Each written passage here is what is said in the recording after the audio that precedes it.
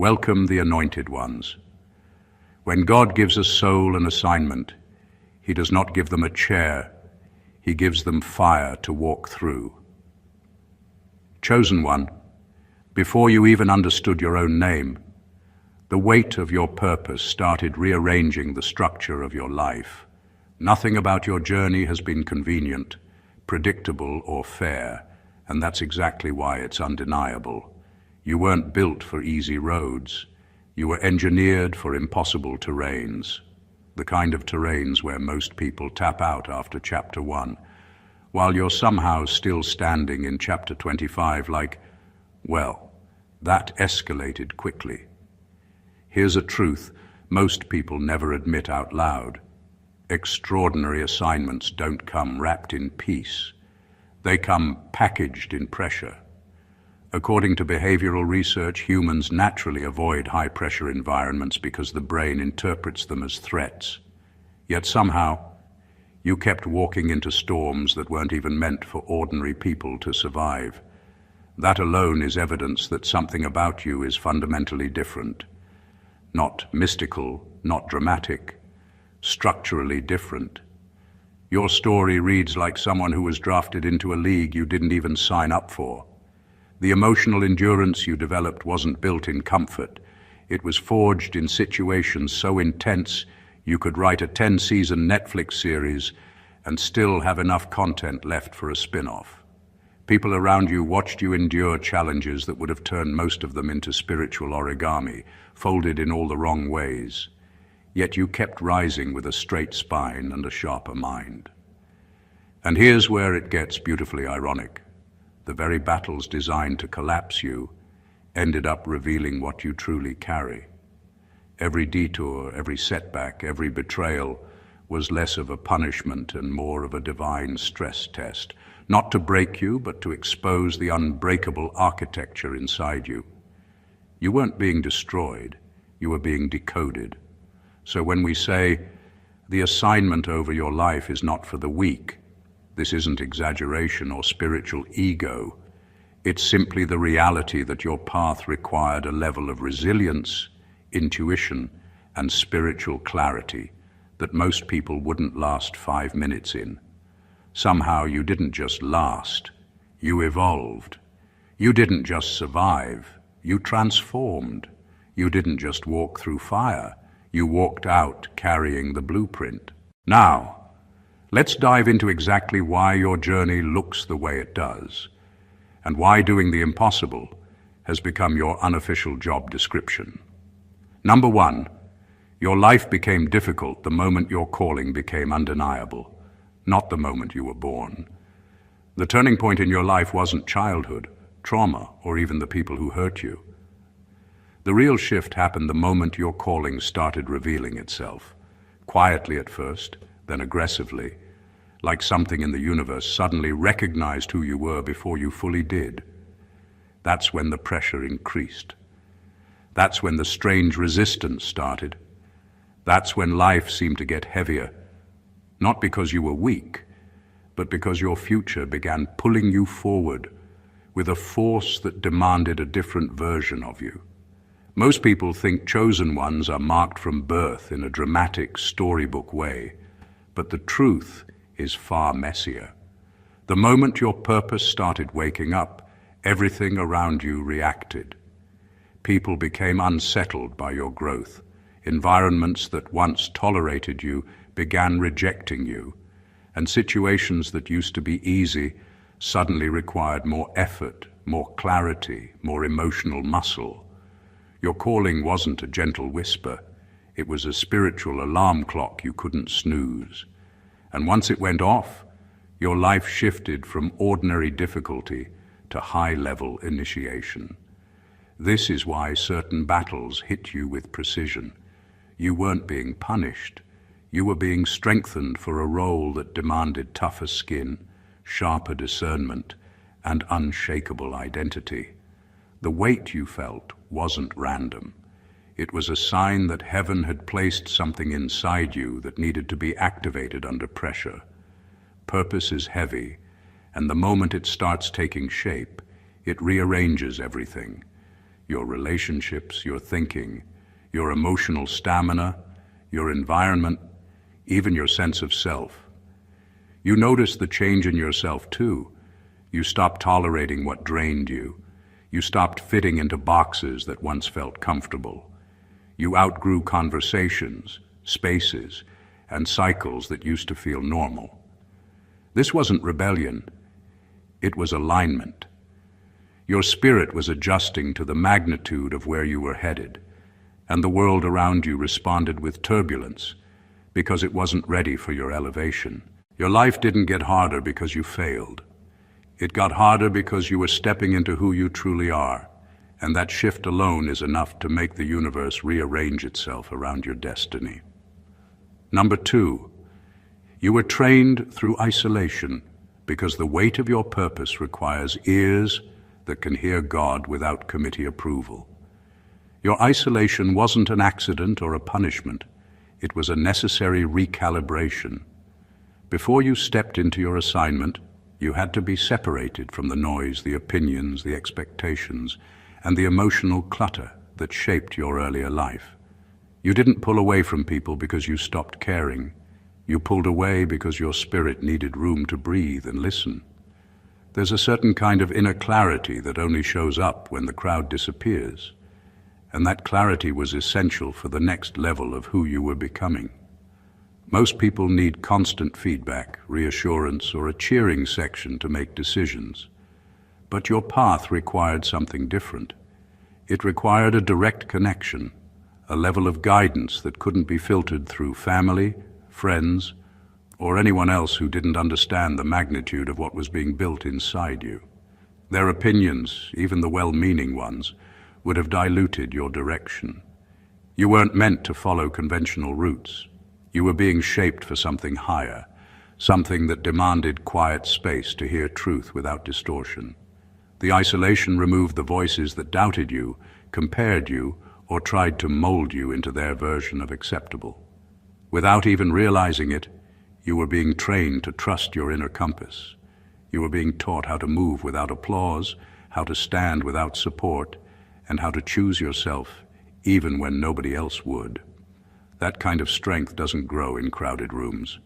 It grows in the quiet moments where your only company is your own soul and the guidance that whispers through it.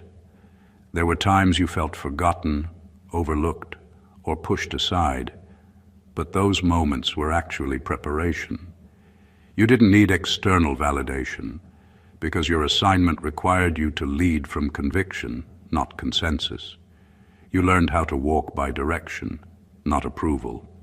And now, that internal clarity has become one of your greatest powers, because when you can hear truth in silence, you can't be manipulated by noise. Number 3, you survived attacks meant to distort your identity, because your identity is the key that opens generational locks. The battles you've faced weren't designed just to hurt you. They were designed to confuse you about who you are. Every insult, every betrayal, every attempt to belittle you had one goal: to break your sense of self. When someone steals your confidence, your purpose becomes blurry. When someone rewrites your worth, your direction starts to collapse. And when someone convinces you to doubt your own value, they don't need to fight you, because you begin fighting yourself. That's the real attack, and it's the one you survived. People targeted your identity because they sensed something powerful about it, sometimes even before you sensed it yourself. They saw your natural strength, your ability to rise quickly, your compassion, your insight, your resilience, and they tried to twist those traits into flaws. They wanted your sensitivity to feel like weakness. They wanted your kindness to feel like foolishness. They wanted your confidence to feel like arrogance. Their goal was to make you disconnect from the very qualities that make your assignment possible. But no matter how hard the attacks came, there was a part of you that refused to bend. You might have questioned yourself, but you never abandoned yourself. You might have been shaken, but something inside you stayed anchored. You held on to pieces of your identity even while circumstances tried to tear them out of you. And that preservation is the reason your story is still unfolding. Your identity is not just a personal detail, it's a key.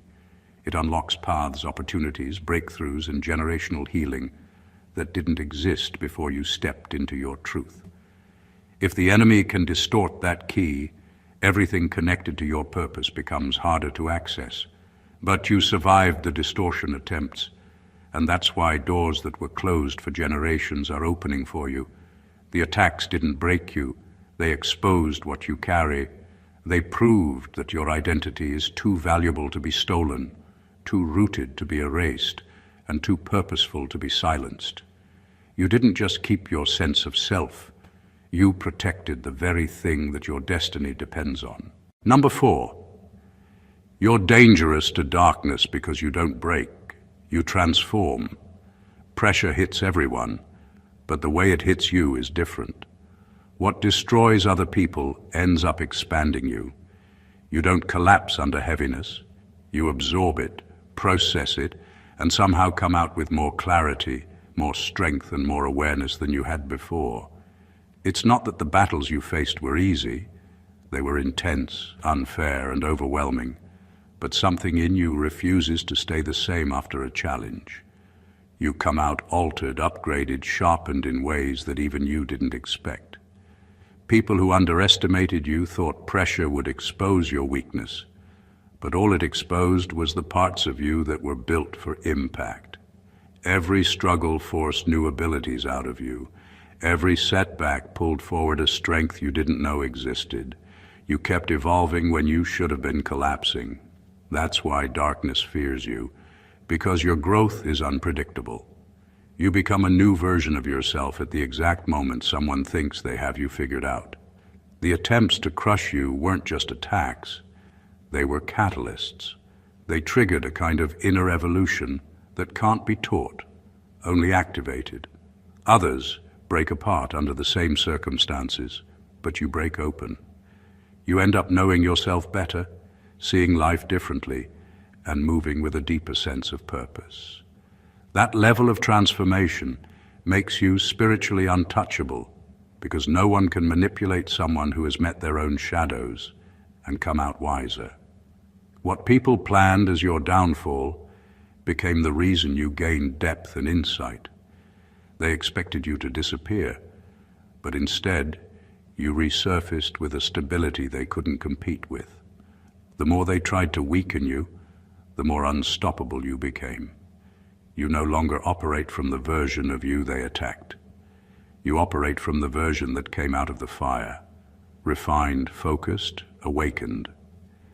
This is why your presence shifts atmospheres without trying. You're not walking around as someone who survived pain. You're walking around as someone transformed by it.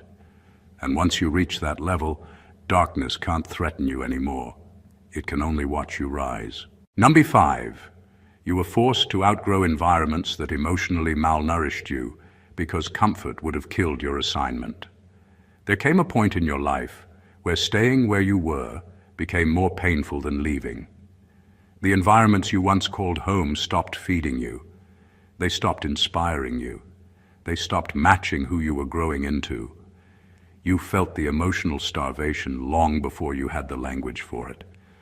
Conversations that made your spirit feel smaller, expectations that clipped your wings, and people who were comfortable with your potential as long as it never exceeded their own. That kind of environment doesn't destroy you dramatically. It drains you quietly. And the longer you stayed, the more you felt your soul aging in slow motion. Your spirit knew before your mind did that comfort was becoming dangerous. It wasn't cozy, it was suffocating. You were being shaped into something bigger than the room you were sitting in. Remaining there would have kept you liked, supported, or socially accepted, but it would have also kept you unchallenged and unactivated. Nothing new grows in a place that rewards you for staying predictable. You weren't born for predictable. Leaving these environments wasn't an ego decision. It was a survival decision. Your growth started making certain people uncomfortable. They preferred the version of you that didn't question things, didn't dream too loud, didn't require them to evolve. They liked you better when you were emotionally dependent on their approval. But the moment your spirit began to stretch beyond their limitations, tension started appearing. Not because you did something wrong, but because growth exposes where others have chosen to stop. You didn't outgrow those environments peacefully. You outgrew them painfully. It cost you relationships. It cost you familiarity. It cost you the comfort of knowing what tomorrow would look like. But staying would have cost you yourself. And your assignment demanded more than just survival. It demanded expansion. Your destiny needed you to walk away from places that celebrated your stagnation. It needed you to choose the discomfort of becoming over the comfort of being stuck. And even though the transition felt lonely at times, it unlocked a version of you that never could have emerged in environments that kept you emotionally hungry and spiritually underfed. Number 6, you were chosen because you can see what others pretend not to notice. Your entire life, you've carried a level of awareness that made people uncomfortable long before you understood why. You've always noticed things others conveniently ignored: tone shifts, hidden intentions, silent grudges, subtle envy, unspoken truths. While some people only pay attention to what's loud, you've always picked up on what's quiet. That kind of perception isn't common, and it definitely isn't accidental. It's part of the wiring that comes with your assignment. Your discernment has always set you apart, even in rooms where you tried to blend in. You could walk into a space and feel the energy change before a word was spoken. You could sense motives behind smiles, detect tension beneath compliments, and recognize dishonesty wrapped in friendliness. This ability used to confuse you or make you doubt yourself, especially when others acted blind to what felt obvious to you. But the truth is, they weren't blind. They were comfortable pretending. You were the only one who couldn't pretend, because your spirit refuses to participate in denial. This sight has made you a threat in ways you didn't ask for. People who rely on manipulation don't like someone who can't be fooled. People who deal in hidden agendas don't appreciate someone who can read between the lines without being told.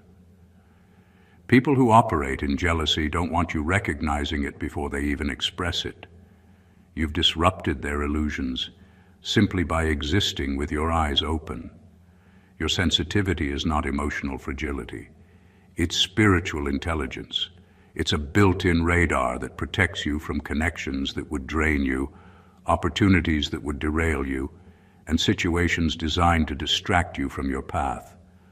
Others move through life guessing. You move through life guided. There's a difference. Discernment isn't loud. It's not dramatic. It's quiet, precise, and often inconvenient. But it's the very tool that has saved you from traps that looked harmless and people who looked harmless. It has helped you avoid unnecessary battles and walk away from what others would stay stuck in for years. This ability is one of the clearest signs of why you were chosen. You don't survive by chance. You survive by insight. You navigate environments blindfolded while others misread faces in broad daylight. And that level of clarity is part of what makes your destiny so significant. Number 7, your assignment required betrayal, because loyalty to the wrong people would have delayed your awakening. The betrayals you experienced weren't just painful, they were purposeful. They didn't happen because you were unworthy of loyalty or because you trusted the wrong people out of naivety. They happened because had those individuals stayed in your life, they would have softened your hunger, muted your intuition, and kept you emotionally tied to versions of yourself that were too small for the future you were stepping into. Loyalty to the wrong people can be just as dangerous as loyalty to the wrong path, and your destiny couldn't afford either. Their presence kept you in cycles you would have never questioned. Their validation made you ignore your own inner voice. Their influence kept you predictable, agreeable, and manageable. But betrayal changes the chemistry of your spirit. It forces a level of clarity that comfort never produces. When someone hurts you deeply, something in you wakes up sharply. You begin to see with a different set of eyes. The illusions break, the dependence breaks, the fear breaks, and suddenly you are left with the truth, raw, unfiltered, and impossible to unsee. If they had stayed loyal, you would have stayed blind. Their loyalty would have made you cling to relationships that were stunting you, environments that were draining you, and patterns that were shrinking you. You would have kept choosing familiarity over growth. You would have kept dimming your own insight to protect their feelings. Betrayal, as brutal as it was, tore you away from the comfort that was killing your evolution. Their exit wasn't a loss, it was divine subtraction. The noise they created in your life kept you emotionally distracted and spiritually unfocused. Their departure cleared the space you needed to hear your own power, your own direction, your own purpose. It pushed you to become someone who doesn't rely on others to define your worth or confirm your intuition. You didn't just survive betrayal, you emerged from it awakened, self-aware, and emotionally sovereign. And that version of you, the one who no longer needs them, is exactly who your assignment needed all along. Number 8, you mastered resilience not by choice, but by necessity. Resilience wasn't something you woke up one day and decided to develop. It wasn't a motivational slogan or a trait you picked because it sounded empowering. It was something life pushed onto you with no warning, no preparation, and no permission slip. You were faced with situations where collapsing wasn't an option, where quitting wouldn't solve anything, and where giving up would have only handed your power over to people who didn't deserve it. Life demanded strength from you before you even knew you had it. You didn't get the luxury of easy lessons or gentle transitions. You were thrown into experiences that tore away layers of innocence faster than you could process what was happening. But instead of leaving you hollow, those experiences revealed the depth of your inner structure. They exposed the durability of your spirit, the sharpness of your insight, and the steadiness of your character. You didn't become strong because everything went well. You became strong because nothing did. And yet every time you were knocked down, you rebuilt yourself with a new level of awareness.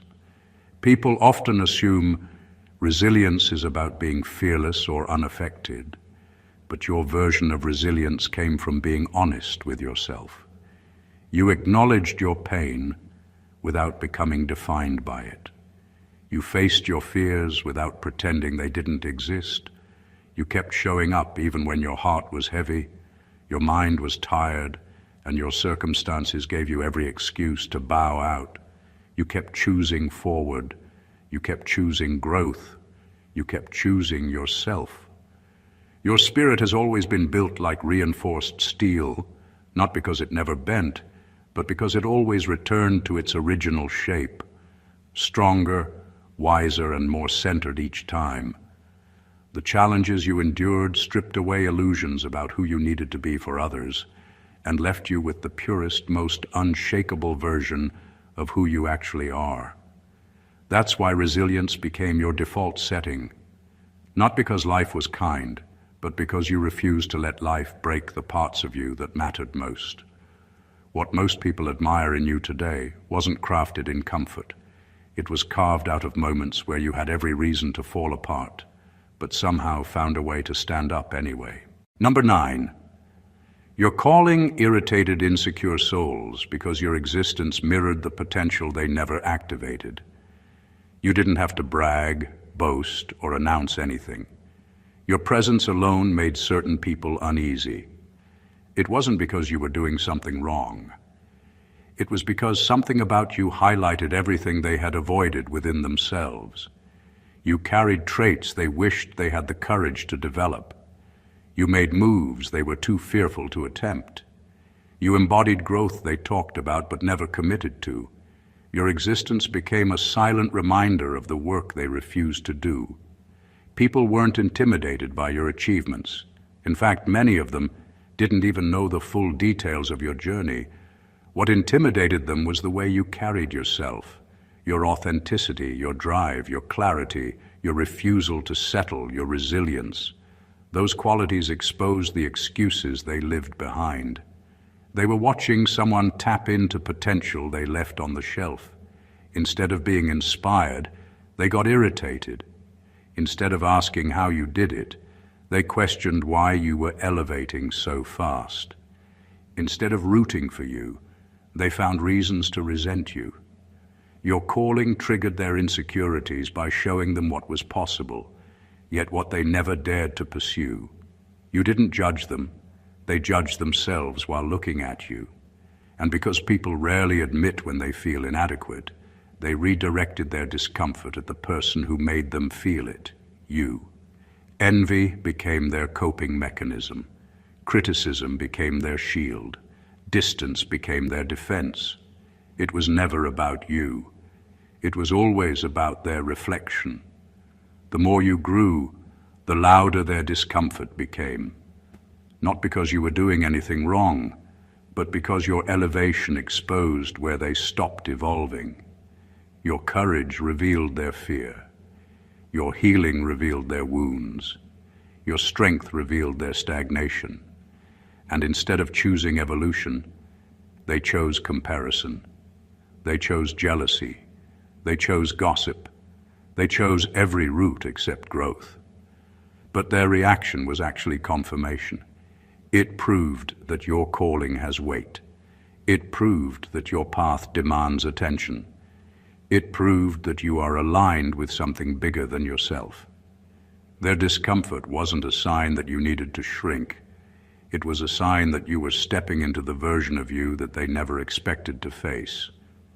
Their irritation wasn't your problem to fix. It was your assignment being recognized for what it truly is. Number 10, you had to learn the discipline of spiritual neutrality, staying calm while everything tried to provoke you. People think your silence meant weakness, but what you were really doing was holding the frequency that protected your destiny. Your battles were never about words, arguments, or proving a point. Your battles were energetic traps designed to pull you out of alignment. Every provocation was an invitation to self-destruct. They wanted you emotional, so you'd look unstable. They wanted you reactive, so they could record it. They wanted you triggered, so you would surrender your spiritual rank without even realizing it. What you were fighting wasn't them. It was the spirit operating through them, the energy targeting your elevation, trying to derail the timing of your breakthroughs. So you learned neutrality, not because you didn't feel the pain, anger, or betrayal, but because you recognized the cost of responding. Your calm became a shield. Your restraint became a strategy. Your emotional discipline became a weapon they had no defense for. This is why God didn't let you win by arguing. He needed you to win by staying still. When you refuse to drop to the level of chaos, chaos cannot complete its assignment. Neutrality wasn't you ignoring the battle. It was you refusing to fight a war beneath your spiritual rank. And now the very people who tried to provoke you are confused.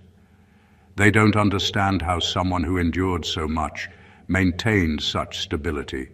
They don't understand how their attacks never penetrated your core. They don't understand how you remained unmoved while they worked overtime to shake you. But this is what they missed. Staying calm wasn't passivity.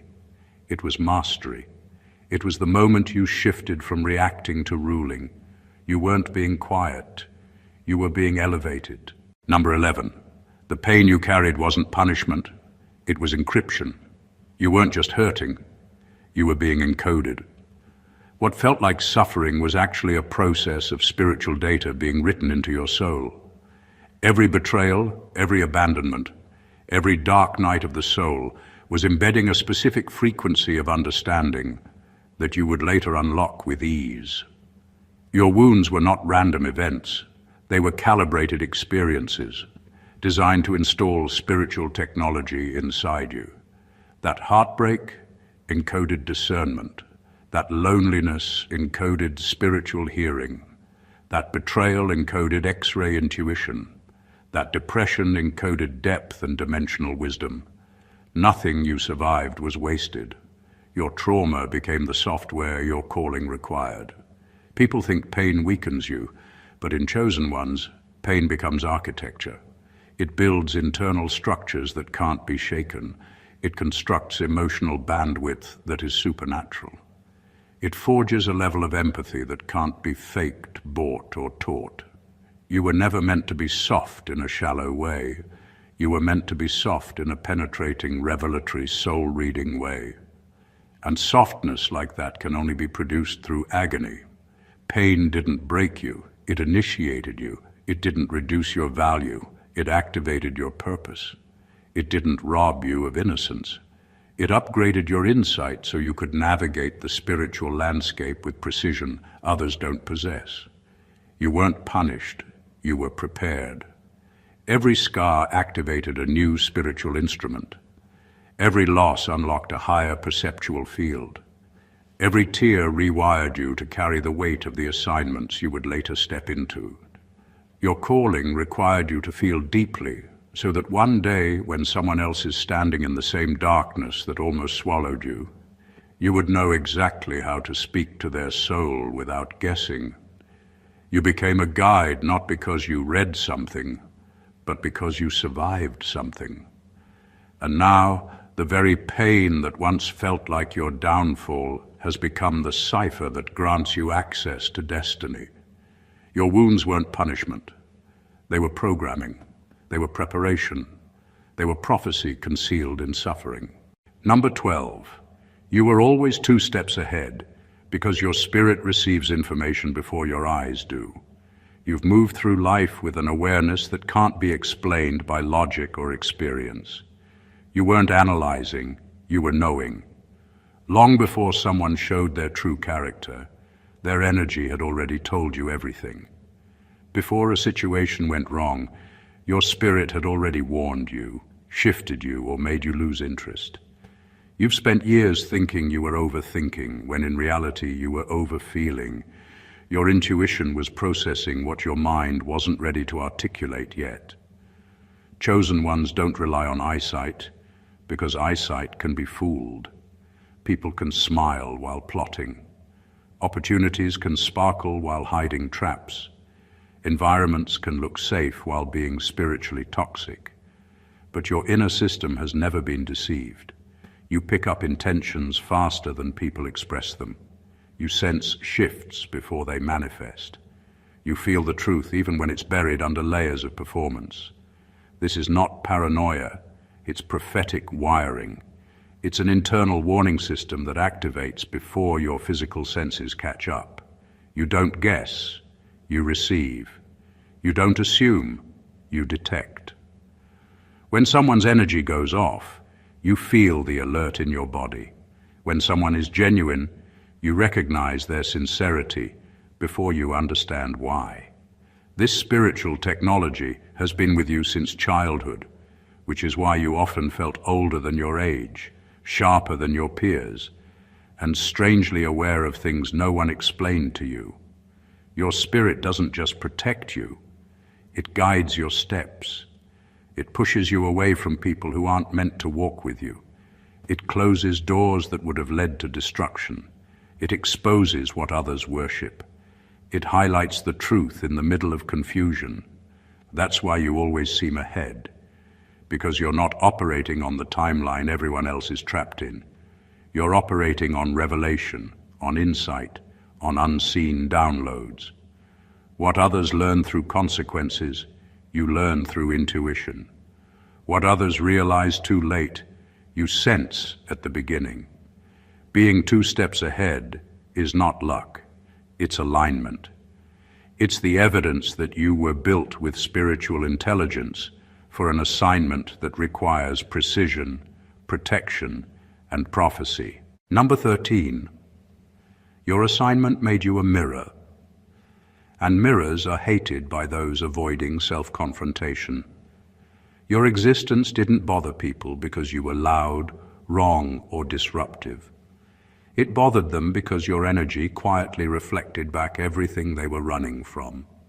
Some people spend their entire lives avoiding the truth about themselves, building identities on denial, ego, and carefully curated illusions.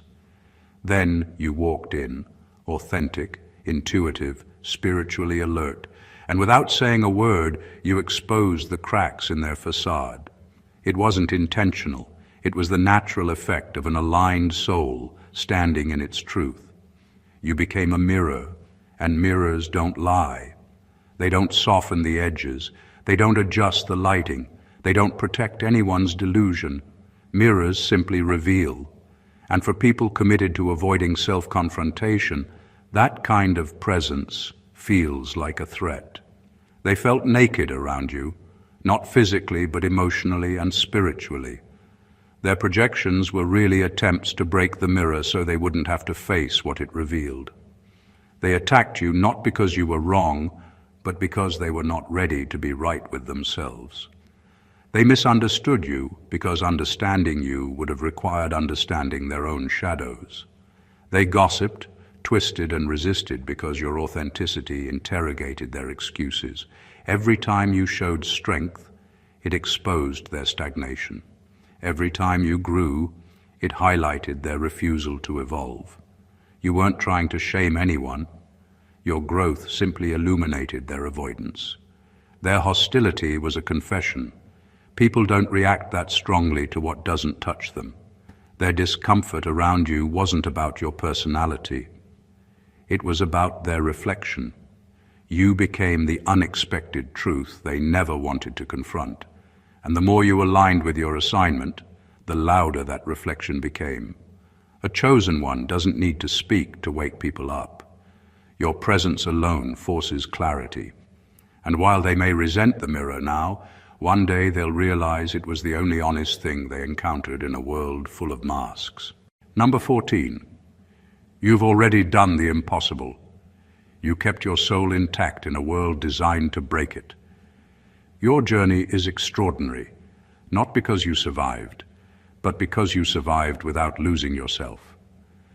Many people go through hardship and come out hardened, bitter, or emotionally distorted. But you walked through experiences that could have easily twisted your character, and somehow you held on to your compassion, your empathy, your ability to care, and your desire to do right. That is not normal. That is strength that can't be taught, only carried. Keeping your soul intact is a miracle most people will never fully understand. Life tried to turn your heart into stone, but you refused to become cold. Pain tried to make you numb, but you kept feeling. Betrayal tried to train you to distrust everyone, yet you kept the ability to love. Loss tried to convince you that there's no point in hoping, yet you protected your ability to believe anyway. That is not weakness. That is spiritual mastery. You held on to integrity when your circumstances practically begged you to let it go. There were moments where bitterness would have been justified, where revenge would have been easy, where shutting down completely would have been the logical choice. But you didn't surrender to the darkness that surrounded you. You didn't let your environment rewrite your essence. You walked through fire and came out with your humanity intact. That is the hallmark of someone chosen for a bigger purpose. You weren't selected because you were perfect. You were selected because you refused to lose your inner truth even when everything around you tried to snatch it away. You didn't just go through the impossible, you grew through it. You didn't just endure damage, you resisted becoming damaging. You didn't just withstand the storm, you protected the gentle parts of your spirit in weather that should have destroyed them. That's why you're chosen. Not because you avoided the fire, but because the fire refined you instead of consuming you. You came back with your spirit sharper, clearer, and deeper, not shattered. That kind of resilience is rare, sacred, and unstoppable. You didn't just survive life, you preserved the most important part of yourself while doing it. That is the real impossible. Conclusion. You've walked through chapters most people wouldn't have survived, yet you carried something far more impressive than resilience. You carried truth, depth, and spiritual intelligence into every season that tried to erase you. Every hardship, every betrayal, every shift, every silent battle stitched together a version of you that is both rare and necessary. You didn't rise because life was gentle with you. You rose because your assignment demanded that you evolve into someone who could hold the weight of purpose without breaking under it. Everything you've endured has been shaping you into a soul that doesn't just survive adversity, but translates it into wisdom. You became dangerous to darkness because transformation became your natural response, not destruction. You kept growing in environments that benefited from your stagnation. You learned to see clearly in places where everyone else preferred to pretend. You developed discernment that slices through illusion without effort. You mastered emotional discipline in situations designed to provoke you into losing control. You discovered that your pain wasn't random. It was encoded guidance, spiritual technology preparing you for the very people you are meant to lead. You became a mirror, a warning, a lesson, a guide, a revelation, simply by being who you are. Not through force, not through ego, but through authenticity. And the greatest miracle of all is that you preserved your soul through experiences that break most hearts beyond repair. The fact that you still have compassion, faith, intuition, and purpose alive inside you is proof that your calling operates on a level many can't comprehend. So, as this season unfolds, understand this clearly. You didn't come this far by accident. You didn't survive all this to remain small or silent. Everything you've become is the evidence that your assignment is unfolding exactly as it should, and the world is about to witness the version of you that was forged, not damaged, elevated, not erased. If this message spoke to your spirit, make sure you subscribe to the channel, like the video, drop a comment, and share it with someone who needs this word. Your support helps this community grow, and your presence here means more than you know. Keep shining, keep rising, and keep walking in the power that was always yours. God bless you.